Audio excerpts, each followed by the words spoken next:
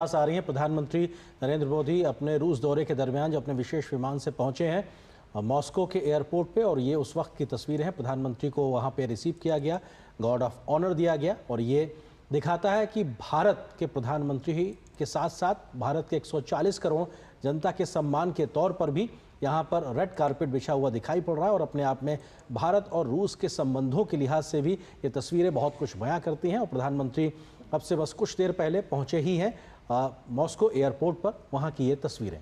बिल्कुल, प्रधानमंत्री मोदी का ये दौरा कई मायनों में बेहद अहम, बेहद खास।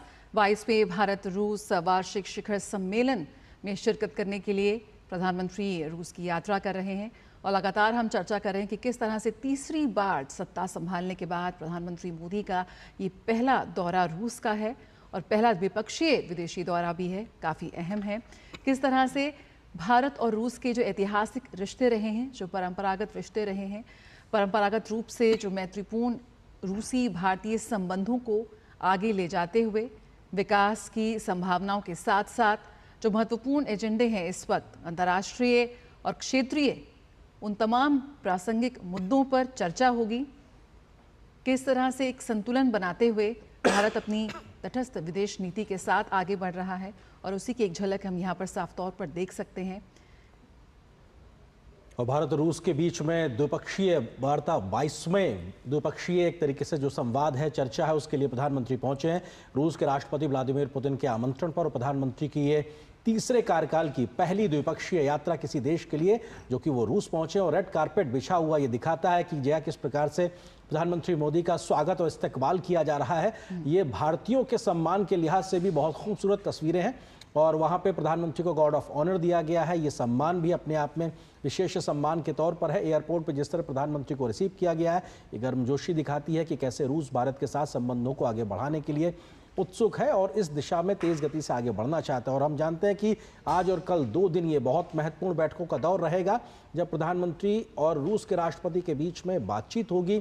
शिष्टमंडल के स्तर के लिहाज से बात की जाए, द्विपक्षीय बातचीत के लिहाज से बात की जाए, कई क्षेत्रों में समझौते होने की भी संभावना है। रक्षा सुरक्षा से लेकर ऊर्जा का जो मसला है, इन तमाम विषयों पर, और खासतौर से निवेश को लेकर, व्यापार को लेकर, बैलेंस ऑफ पेमेंट को लेकर, और लोकल करेंसी में कैसे व्यापार को आगे बढ़ाया जाए, इन तमाम विषयों पर बातचीत होगी।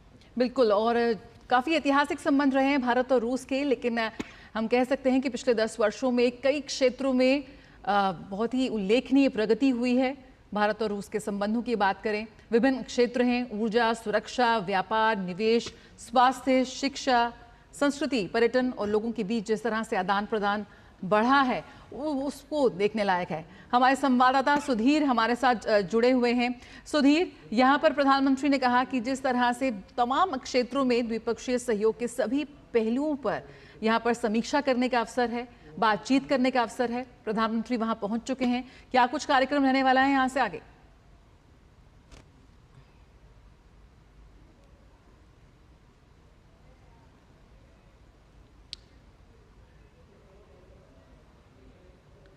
प्रधानमंत्री ने कहा अपने जाने से पहले वक्तव्य में कि विभिन्न क्षेत्रीय और वैश्विक मुद्दों पर दृष्टिकोण साझा करने के लिए वो बेहद उत्सुक, और तस्वीरों में हम देख रहे हैं कि बेहद शानदार स्वागत किया जा रहा है। प्रधानमंत्री नरेंद्र मोदी 22वें भारत रूस वार्षिक शिखर सम्मेलन में भाग लेने के लिए पहुंच चुके हैं मॉस्को। हमारे संवाददाता ये भी देना चाहेंगे कि प्रधानमंत्री को रिसीव करने के लिए फर्स्ट डिप्टी प्राइम मिनिस्टर जो हैं रूस के, वो पहुंचे हैं, जिनकी तस्वीरों में हम झलक भी देख पा रहे हैं। और ये अपने आप में प्रधानमंत्री को फर्स्ट डिप्टी प्राइम मिनिस्टर जो हैं रूस के, वो रिसीव करने के लिए पहुंचे हैं। और इन्होंने ही एक तरीके से, जब पहले एक मौका आया था तो चाइनीज़ प्रेसिडेंट को भी उनके रशिया दौरे के दौरान उनको रिसीव किया था। और अभी प्रधानमंत्री के साथ में जिस होटल में प्रधानमंत्री ठहरे हैं, वहाँ तक का वो सफ़र भी उनके साथ तय कर रहे हैं। ये स्पेशल जेस्चर के तरीके से है, जो दिखाता है कि हाँ, हम आपको एक स्वागत के साथ साथ, सत्कार के साथ, किस प्रकार से गर्मजोशी के साथ आपके साथ संबंधों को आगे बढ़ाने की दिशा में हम बढ़ना चाहते हैं। तो निश्चित तौर से ये बेहद महत्वपूर्ण। हमारे सहयोगी सुधीर यादव भी प्रधानमंत्री के इस दौरे को कवर करने के लिए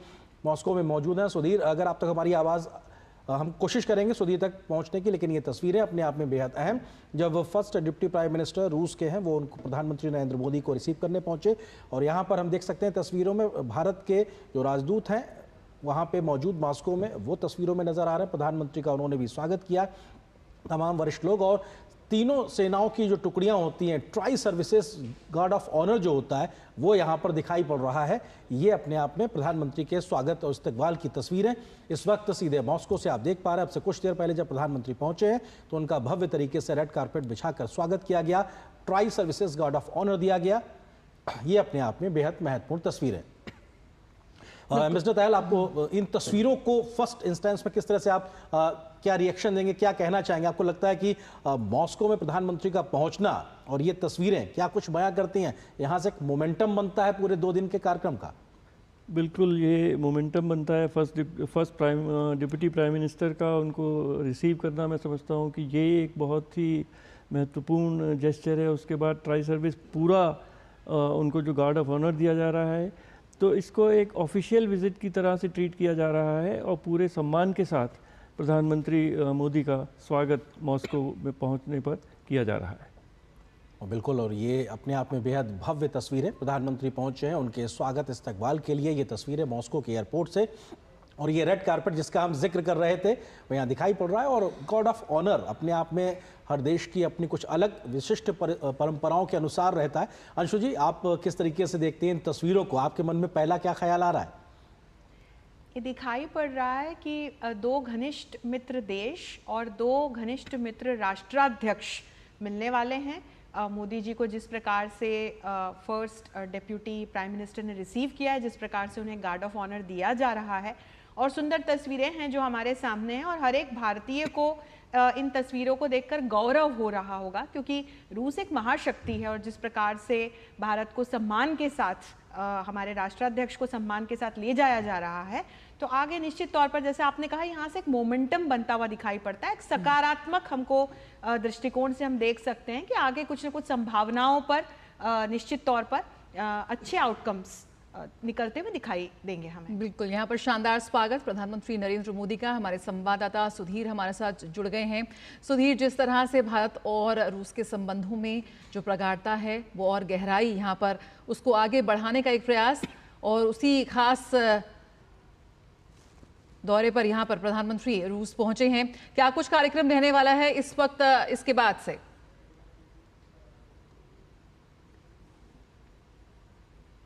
प्राइम मिनिस्टर हैं डेविड मांटूरो, उन्होंने रिसीव किया है, और ये बहुत स्पेशल गेस्चर है क्योंकि जब चाइनीज प्रेसिडेंट आए थे अपनी रशिया विजिट पे तो उन्होंने भी रिसीव किया था। और सबसे खास स्पेशल गेस्चर ये है कि यहाँ से लेके होटल तक वो उनके साथ उनकी गाड़ी में उनको गाड़ी में लेकर जा रहे हैं। यहाँ की बात का उनका प्रोग्राम अगर मैं बताऊँ तो आज शाम को जो रशियन प्रेसिडेंट हैं उन्होंने उनके सम्मान में एक रात्रि भोज का आयोजन किया है, और उसके बाद से कल का जो उनका कार्यक्रम है, सबसे पहले जो इंडियन डायस्पोरा है उसको वो संबोधित करेंगे, और उसके बाद से जो तमाम उनके कार्यक्रम में जो 22वां शिखर सम्मेलन है उसमें जो दोनों लीडर्स हैं तमाम जो द्विपक्षीय और अंतर्राष्ट्रीय मुद्दे हैं उन पर बातचीत करेंगे। सुधीर, ये तस्वीरों जो आपके माध्यम से हम तक पहुंची उनमें हम देख पा रहे हैं कि कैसे एयरपोर्ट पे रेड कारपेट प्रधानमंत्री के लिए बिछाया गया, tri services guard of honour देखने को मिल रहा है। ये जेस्चर किस तरीके से एक मोमेंटम को खड़ा करता दिखाई पड़ रहा है, क्योंकि एक गर्मजोशी, गर्माहट साफ तौर से दिखाई पड़ रही है प्रधानमंत्री के रूस की सरजमी पर कदम रखते ही। बिल्कुल, अरे देखिए, इस चीज को समझा जा सकता है कि जो डिप्टी प्राइम मिनिस्टर है डेविड मांटूरो, वो रिसीव करने आए हैं। ये एक स्पेशल गेस्चर है, और खास बात यहाँ से वो प्रधानमंत्री की गाड़ी में उनके होटल तक साथ में सफर कर रहे हैं, वो उनको वहाँ वापस छोड़ेंगे और उसके बाद से वो आगे वहाँ जाएंगे। ये अपने आप में एक स्पेशल गेस्चर है।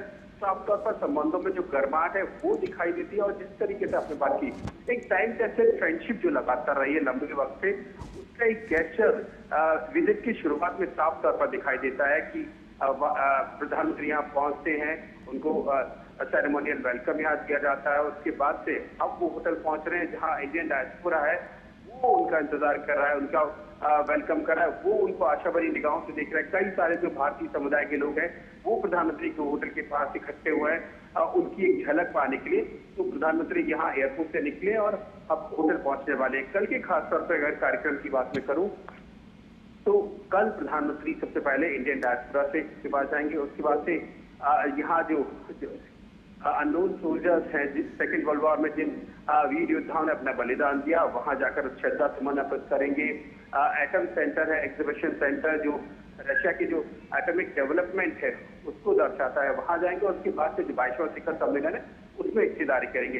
बिल्कुल जिस तरीके से लगातार टाइम टेस्टेड फ्रेंडशिप की मैंने बात की, लगातार रक्षा, तमाम जो दूसरे क्षेत्र हैं जिनमें सहयोग रहा है, 22वें शिखर सम्मेलन में इन तमाम मुद्दों पर बातचीत को और नए आयाम पर ले जाने की उम्मीद है। सुधीर, क्योंकि ये बहुत महत्वपूर्ण है, एक संबंधों में शिथिलता से आगे बढ़ते हुए एक नई ऊंचाई तक ले जाने के जोश के साथ में दोनों ही देश तैयार खड़े नजर आ रहे हैं। यहां से रूस की सरजमी पर प्रधानमंत्री की मौजूदगी और 2 दिन बहुत कुछ होगा जो भविष्य के गर्त में अभी फिलहाल छुपा है, लेकिन इसका आधार इन 2 दिनों में तैयार होने वाला है, क्योंकि बहुत से क्षेत्रों में सहयोग के समझौते की संभावनाओं का जिक्र लगातार किया जा रहा है। बिल्कुल आनंद, देखिए न केवल द्विपक्षीय मामलों की बात की जाए, लेकिन अगर आप इंटरनेशनल जो एरेना है उसको भी देखें, अगर अंतर्राष्ट्रीय स्तर पर भी जो माहौल है उसको देखें, उसके लिहाज से भी जो यात्रा है बहुत मायने रखती है। और जिस तरीके से रशिया यूक्रेन वॉर हो या तमाम जो अंतर्राष्ट्रीय स्थितियां हो, जिस तरीके से वेस्ट का रशिया के प्रति जो व्यवहार है वो रहा हो, उनके मद्देनजर ये बहुत ज्यादा अहम हो जाता है। और इस लिहाज से भी इसको देखना होगा कि जिस तरीके से दोनों लीडर्स के बीच में बहुत बॉन्डिंग है, पिछले 10 साल में करीब 16 बार उनकी मुलाकात हुई है, एक पर्सनल रिलेशनशिप एक दूसरे का शेयर करते हैं, तो ये रिश्तों को एक नई ऊंचाई पर ले जाने के लिए बिल्कुल अहम जो चीजें हैं वो मौजूद हैं। और खासतौर पर जो पीपल टू पीपल टाइज हैं उस पर एक अहम रोल प्ले करते हैं। और सबसे बड़ी बात कि अब कैसे जो नए क्षेत्र डेवलप हो रहे हैं, स्टार्टअप की बात करें, साइंस एंड टेक्नोलॉजी की बात करें, एनवायरमेंट के क्षेत्र में अगर क्लाइमेट चेंज की बात हो,